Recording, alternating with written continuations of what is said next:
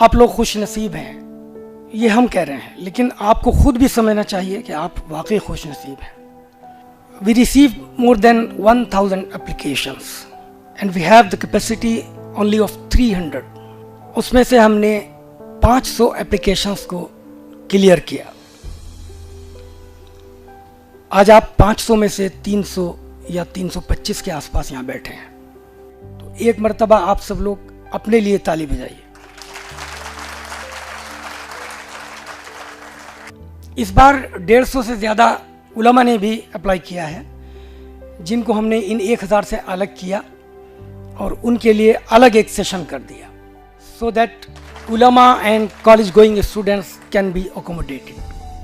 आप तारीख उठाकर देखिए, जितनी बड़ी बड़ी शख्सियात हैं, जब आप उनकी तारीख पढ़ेंगे तो पता चलेगा कि कितनी कसम पुरसी में, कितनी मुश्किलात में उन्होंने तालीम हासिल की। कुछ लोगों को यहाँ नीचे बैठना पड़ा है, तो यहाँ कारपेट बिछा हुआ है, लेकिन तारीख की इतनी बड़ी बड़ी शख्सियतों को न कारपेट नसीब हुआ न चादर, मिट्टी और गारे पे बैठकर पढ़ा उन्होंने। तो जिन लोगों को नीचे बैठना पड़ा है वो अल्लाह का शुक्र अदा करें कि उन्हें कारपेट पे जगह मिली है। हज़रात 2008 में ये इन्फेक्शन हमें हैदराबाद से लगा था, जो पर्सनालिटी डेवलपमेंट वर्कशॉप का। नॉर्दर्न इंडिया में कहीं नहीं होता, आज भी नहीं होता, सिवाय इंडिया इस्लामिक कल्चर सेंटर के। तो मैं हैदराबाद खुद गया था अपने प्रेसिडेंट के साथ, सिराजुद्दीन कुरैशी साहब के साथ, जो आज नहीं है किसी मजबूरी के तहत। और हमने वहाँ जाकर क्लास देखी। बहुत ही खस्ता हाल हॉल में एक क्लास हो रही थी, बड़ी गर्मी थी, शदीद गर्मी थी। और एक साहब, एक बहुत ही पतले दुबले से, मुझ जैसे एक नौजवान, टी वर्ड का प्रोनाउंसिएशन बता रहे थे कि टी के कितने प्रोनाउंसिएशन हैं। तो वही मैंने सुना और मुझे लगा कि अगर खाली टी का इतना अच्छा प्रोनाउंसिएशन है तो बाकी लफ्ज़ों का कितना अच्छा होगा। मैंने उनसे दरख्वास्त की कि आप हमारे यहाँ ये प्रोग्राम कीजिए, और हमने 2008 से शुरू किया। तो कभी कभी बेवकूफ़ लोगों की ज़बान से बहुत अच्छे अल्फाज निकल जाते हैं, इसलिए नहीं कि वो लाशऊरी में निकल जाते हैं। तो मैंने कॉन्वोकेशन के दिन उनको कहा कि ही इज़ अ मैजिशियन, ये जादूगर हैं। उसके बाद जादूगर लफ्ज़ ऐसा चिपका कि फिर वो हटा नहीं, और अरविंद केजरीवाल से लेकर फारूक अब्दुल्ला तक, और चीफ जस्टिस AM अहमदी से लेकर chief election commissioner SY Qureshi तक, सबको कहना पड़ा कि yes he is a magician. मैं उस मैजिशियन को दावत देता हूँ, तशरीफ़ लाएँ स्टेज पर, जनाब मोहम्मद मुनव्वर जमा साहब।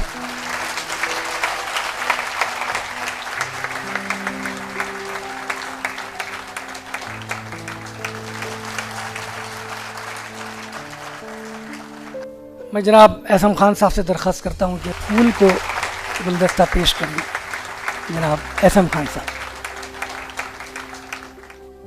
जमा साहब अभी तक 1 लाख से ज़्यादा बच्चों को ट्रेनिंग दे चुके हैं, और यही नहीं, रमज़ान में उन्हें जाने कितने गरीबों की मदद करते हैं। जमा साहब अल्हम्दुलिल्लाह बहुत मुतमव्विल किस्म के इंसान हैं, बहुत अच्छे ट्रेनर हैं, बहुत मुशफ़िक़ उस्ताद हैं। ये सिर्फ अंग्रेज़ी नहीं पढ़ाते, ये हमजहत शख्सियत, ओवरऑल पर्सनैलिटी उसको बनाते हैं। मैं एक मरतबा साबिक़ वज़ीर आज़म अटल बिहारी वाजपेयी के OSD सुधिंदर कुलकर्णी को लाया उनकी क्लास के दौरान। सुधिंदर कुलकर्णी बहुत ही ज़बरदस्त राइटर भी हैं, इंडियन एक्सप्रेस में उनका कॉलम आता था हर 15वें दिन, ब्लिट्स के एडिटर भी थे। तो एक बार मैं उनको लाया, उन्होंने कहा कि एक शर्त पे आऊँगा कि मैं कुछ बोलूँगा नहीं। मैंने कहा कि नहीं, ऐसा कैसे हो सकता है? तो उन्होंने कहा कि ठीक है, मैं 5 मिनट बोलूँगा। जमा साहब की क्लास चल रही थी और मैं उनको पीछे लेकर बैठा। उन्होंने 3 मिनट सुनने के बाद कहा कि mister Sajid, I have dropped my idea of speaking for 5 minutes, please let me go. मैंने कहा क्यों? कि नहीं, मैं नहीं बोल सकता, मैं उर्दू जानता नहीं और अंग्रेज़ी में अब मैं बोल नहीं सकता स्टेज पर। मैंने कहा क्यों? कि ये सब बच्चे मेरा मजाक उड़ाएंगे। चूँकि जमा साहब ने इनको जिस तरह से ट्रेन कर दिया है, तो बीच बीच में ये मुझे टोकेंगे, और उस वक्त यही हो रहा था। कोई स्टूडेंट गलत बोलता था तो पूरी क्लास टोकती थी उसको। मैंने कहा आपको कोई नहीं टोकेगा। मैं सुधिंदर कुलकर्णी साहब ने 15 मिनट तकरीर की, और उसके बाद उनका जो नेक्स्ट कॉलम था, उन्होंने India Islamic culture centre, personality development, Munawwar Jama और यहाँ की खिदमत पर लिखा जो बहुत मुश्किल था उनसे कहकर लिखवाना, और उन्होंने शुरुआत कहाँ से की वो बड़ी बात है। जर्नलिस्ट तो मैं भी हूँ, पिछले 30 साल से लिख रहा हूँ, और शायद हिंदुस्तान का मैं अकेला जर्नलिस्ट हूँ कि जिसको सद्दाम हुसैन और क़ज़ाफ़ी से इंटरव्यू का मौका मिला। ये बात यहाँ कहने की नहीं थी, लेकिन मैंने इसलिए कह दी कि मैं भी उस तरह से नहीं लिख सकता था। सुधिंदर कुलकर्णी ने यहाँ से शुरुआत की। लोधी रोड एक ऐसा इलाका है कि जहाँ बड़ी खूबसूरत खूबसूरत बिल्डिंगें हैं, उनमें इंडिया हैबिटेट सेंटर है, इंडिया इंटरनेशनल सेंटर है, लेकिन ज़रूरी नहीं कि खूबसूरत जितनी खूबसूरत बिल्डिंग हो उतना ही खूबसूरत काम भी हो रहा हो। उन्होंने लिखा कि इन्हीं दोनों के दरमियान एक और खूबसूरत बिल्डिंग है, that is India Islamic culture centre, जो दिल्ली के किसी भी खूबसूरत बिल्डिंग से ज़्यादा खूबसूरत काम कर रही है।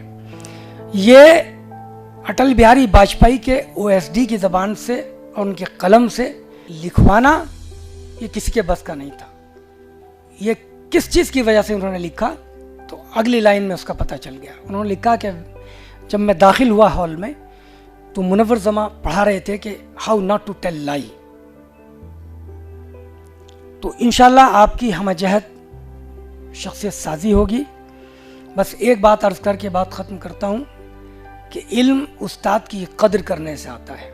उस्ताद का एहतराम अगर नहीं है तो इल्म नहीं आएगा। उस्ताद का एहतराम हर हाल में लाजिम है। शेख सादी कहते हैं, बेअदब महरूम गश्त अज़ फ़ज़ल रब।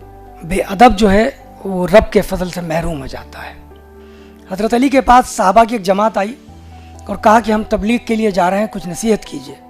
तो आप देखिए क्या नसीहत की। तबलीग जब करने कोई जाता है तो ज़बान से काम लेता है ना, बोलता है। तो आपने फरमाया कोशिश करना कि ज़बान से कम काम लो। आज हमारा रवैया यही हो गया है कि हम ज़बान से ज़्यादा काम लेते हैं, अपने अमल से लोगों को मुतासिर करने की कोशिश नहीं करते। मेरी आप सबसे दरख्वास्त है कि बिरादरान वतन को अपने अमल से मुतासिर कीजिए। हमारे दरवाजे सबके लिए खुले हैं, लिहाजा इस पर्सनैलिटी डेवलपमेंट वर्कशॉप में हमारे हिंदू भाई ने भी एडमिशन लिया है। उनके जज्बात का एहतराम बहुत ज़रूरी है।